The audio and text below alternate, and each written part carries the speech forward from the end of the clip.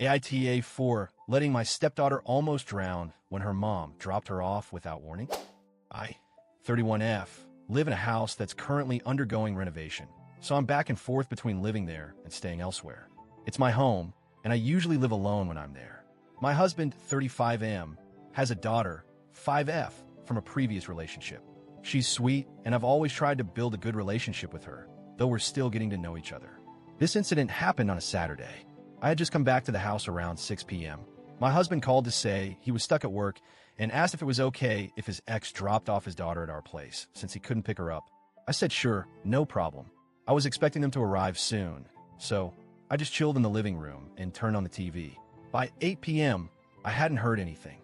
No knock, no doorbell, no text. I just assumed they were running late or plans had changed. That's when my dog started barking and ran to the window facing the backyard. I got up to check and noticed the pool water was rippling in a weird way. When I went outside to see what was going on, I saw her. The little girl was floating in the pool, unconscious. My heart stopped. I didn't even think. I jumped in, pulled her out, and saw that she wasn't breathing. I started doing CPR and called the ambulance while trying to revive her. It was the most terrifying moment of my life. Thankfully, the ambulance arrived in about 10 minutes, and they were able to resuscitate her. She was taken to the hospital, and by some miracle, she made a full recovery. But that's where the chaos really started. Apparently, her mom had dropped her off without knocking, without texting or calling, and just left her in front of the house. A house her daughter had never even been to before. I had no idea she was there. None.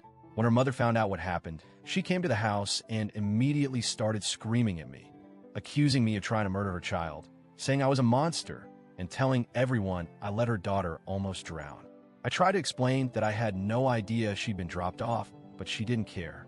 She told me she was going to hold me underwater, so I know how it feels. And she spit in my face. The police had to come and physically hold her back because she kept trying to lunge at me.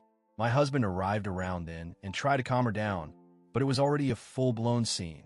She was screaming in front of the neighbors, saying I left a 5-year-old alone by the pool, which, again, I didn't even know she was here. After that night, I started getting calls from her family.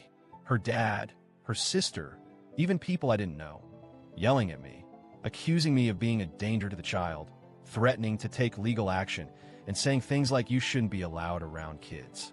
They completely believed her version of the story, that I was home, saw the girl arrive, and just let her wander into the backyard and nearly drown. Even people I considered mutual friends started pulling away, assuming I was guilty. All of this despite the fact that I was the one who found her. I pulled her out of the water. I called the ambulance. I performed CPR. If I hadn't gotten up when the dog barked, she probably would have died. Still, I couldn't help but feel guilty. I started asking myself, did I screw up? The backyard has a gate, and it's usually locked, but I'd left it unlocked that day because of the renovation work. I hadn't expected any visitors, let alone an unsupervised child being dropped off without warning. I started blaming myself. What if I gone to check the front door, just in case? What if I had double-checked the gate?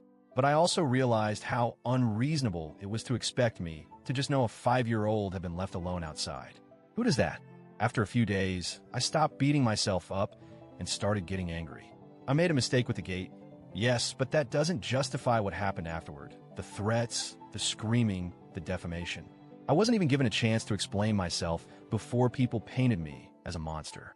I sat down with my husband and laid out some boundaries. I told him I wasn't comfortable being around his ex, and I wouldn't tolerate her ever stepping foot on my property again unless he was there. He agreed. We're now working on getting stricter custody terms in place, including supervised drop-offs and better communication. I also reported the threats and harassment to the police, not to press charges, but to make sure there was a record. I've upgraded the locks, added security cameras, and I'm installing a pool fence, even though the law in my country doesn't require one. I've done everything I can to make sure this never happens again, but I still feel like I'm being punished for something I didn't do. I made one mistake, leaving a gate unlocked. But everything else? That's on the people who failed to communicate, who abandoned a child, and who are now trying to dodge responsibility by making me the villain. So Reddit, AITA?